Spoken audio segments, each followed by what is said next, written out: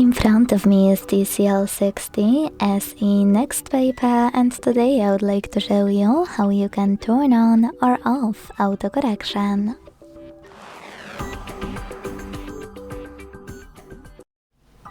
Begin by launching Devices Settings and scrolling all the way down right away. When you're ready, select System at the bottom.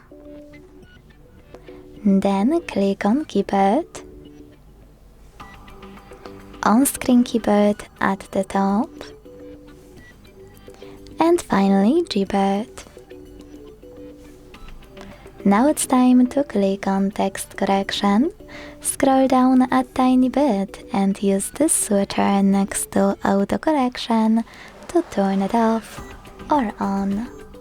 If you want to access autocorrection much faster in the future, you can click on this switcher next to Show Suggestion strip, also in Text Correction settings. And when it's blue, go back.